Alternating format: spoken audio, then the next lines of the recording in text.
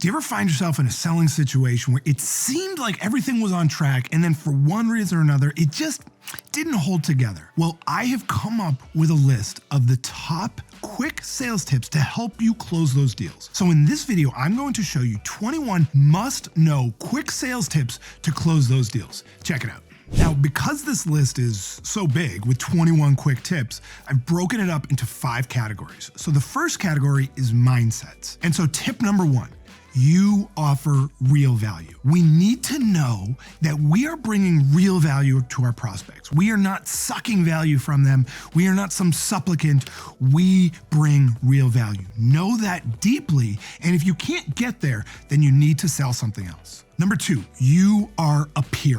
So many salespeople look up to prospects like they are just this magical royal being. But the reality is that you must see your prospect as a peer. I don't care if you're selling to a Fortune 500 CEO or the President of the United States. It doesn't matter. You must see yourself as a peer who is bringing real value to that individual. Number 3, SW3N. That stands for some will, some won't, so what? Next. This mindset is so key because the reality is that not every sale is going to go your way. But if we are living in fear of messing up a sale, we are going to be selling from a position of fear. We must recognize that not every opportunity is going to be perfect, and who cares? Some will, some won't, so what? Next. Number 4, 20% of prospects only care about price. This is really important because I see so many salespeople who are trying to sell everyone. And what happens is when you're trying to sell that 20% of people that only care about price, it's like scraping the barrel, hoping that you're going to somehow turn them into someone who really cares about value. But the reality is that those people cannot be converted into value-seeking prospects. So just move on. Don't worry about them. 20% of prospects only care about price, and don't sell to them. Number 5, take risks. We need to be willing to take risks in all facets of sales, because if we're not willing to take risks, if we don't have that courage to do that, prospects will immediately sense that fear on us. And as a result, they are going to be far less likely to buy when they know that we are nervous and that we're unwilling to take those risks. Now, this next category is about insight. So that last category was about mindsets. This category is about bringing insight. Number 6, bring value up front. In today's world of selling, prospects are so highly astute to the kind of walking in and probing approach. We need to bring real value at the very beginning of the conversation. And so that means to not just jump into asking questions, but instead to bring something of value. You have inherent value in what you understand about their situation, what you understand about that marketplace, so bring that value up front. Number 7, don't jump into a probe. This builds on the last point of bringing value up front, because so many salespeople are starting the conversation with some version of, hey, I'd love to ask you some questions to learn more about your business so we can determine if we're going to be a fit. And by the way, there's nothing inherently wrong with that mindset, but if you're saying that up front, your prospect doesn't want to educate you at the beginning of the conversation on their business. So don't jump into the probe. Instead, bring that value up front. Number 8, use your bird's eye view. So you're probably asking yourself, well, how do I bring that value up front? Well, the reality is that if you've been in your role for long enough, you have a bird's eye view of what's going on in the marketplace that is really, really useful to your prospects. Because your prospects are like those horses on Madison Ave that have those blinders on and they can only see in front of them. They only know their own situation. You as a salesperson who has talked to hundreds, if not thousands of prospects in their same type of situation, you have this amazing bird's eye view. So use that as a way to bring real insight. Number 9, opening play. So this again is building on this bird's eye view. Having an opening play is something that we use in the sales insights method that's about basically starting the conversation. So it's not your 30-second commercial, because your prospects don't want to hear some stupid commercial. But what we do need is an opening line or an opening paragraph that brings a bird's eye view, demonstrates that we understand what's going on in their world, and can get the prospects talking about their challenges. So that last category was about insight. Now this category is going to be focused on disqualifying. Number 10, think like a doctor. I can't tell you the number of salespeople that really do think like salespeople. It's like they have this immediate sales breath. So a prospect comes to them and says, hey, I have this challenge. And the salesperson immediately goes into, well, you're in the right place. We can help you. Right? But just imagine if a doctor did that to you. Hey, doc, my elbow hurts. I think I might need surgery. Oh, well, you're in the right place. We have arthroscopic surgery, right? It's cheesy. So think like a doctor who's going to really want to understand and slow the conversation down. Once you've demonstrated that insight, now it's time to slow down that conversation and really understand. Think like a doctor.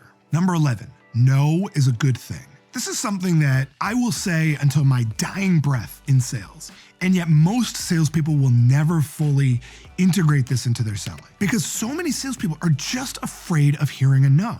And as a result, they're putting all of this pressure on the prospect to say yes. But prospects feel that pressure. They sense that desire for us to tell them yes. And so as a result, they're not going to tell us no, but they're going to give us some long-winded think it over. Right?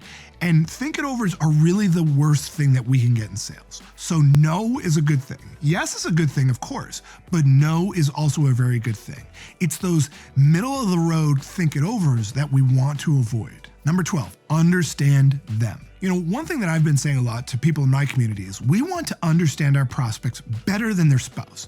We want to understand their business challenges better than their business partner. So the more you can understand what's going on in your prospect's world, the better off you will be and the more likely you will be to ultimately close that deal. Number 13, dig deeply.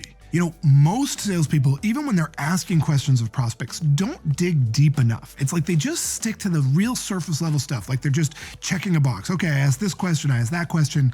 And so they never get deep. The best salespeople think like a doctor, right? They're trying to solve a problem, so they dig deeply.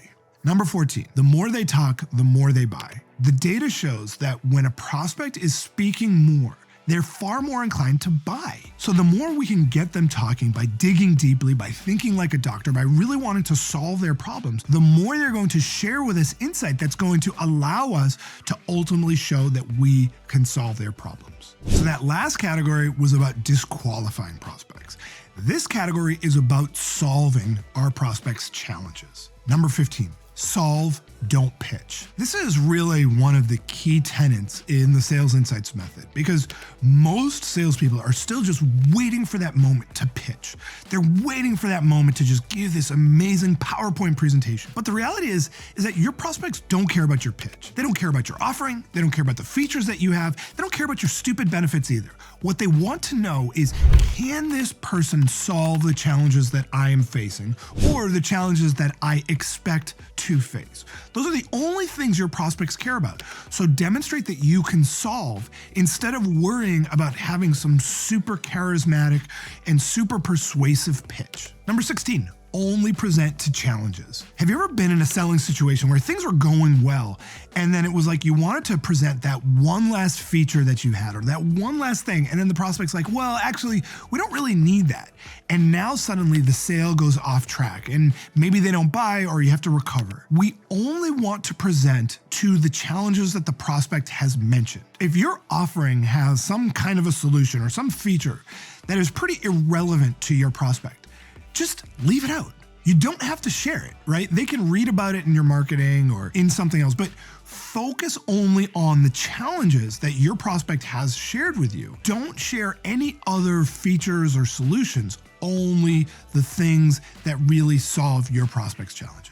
Number 17, use case studies. Now, the case study presentation method is just so powerful because what it does is instead of focusing on the features and benefits of what you do, what we're ultimately doing is we're just going to share client stories, essentially success stories that demonstrate how we have solved other people's challenges just like them. And that's what a case study is. It's basically a story. It's a fancy word for a story. So tell your prospects stories about other clients who were in situations that were similar. Talk about the challenges, what you did, and what the results were. The more you can present in the form of case studies as opposed to feature and benefit, the more likely you will be to ultimately close the sale. Number 18, get feedback. The data shows that the more the prospect is in a back and forth conversation during that presentation phase of the sale, the more likely they are to buy. So constantly get feedback from your prospect on what it is you're sharing, what you're talking about. Make sure that we're on track, that it makes sense. Constantly bring them back into the conversation with little questions, little prompts like, does that make sense? Or can you see what I'm saying there? The more you're pulling them back in, the more they are going to ultimately be engaged in what you're saying. Number 19, let their questions drive the discussion. This is something that makes a lot of salespeople really uncomfortable because the more we're getting peppered with questions, the more we feel like we're just kind of like dodging bullets. But the reality is that your prospects, if they're asking lots of questions during the presentation phase of the sale, it means that they're interested, that they're engaged, that they're thinking through how they're going to use this. So ultimately what you want to do is have a really short presentation phase, or a solve phase as we call it, and then let their questions drive the discussion from there. So shorter presentation and then ultimately leave room for them to have questions to drive that discussion. So the last category that we had was around solving our prospects' challenges. This category is about next steps. Number 20, BNSO. NSO stands for Next Step Obsessed. So regardless of where you are in the sale, if you need to schedule a next step, it must be scheduled.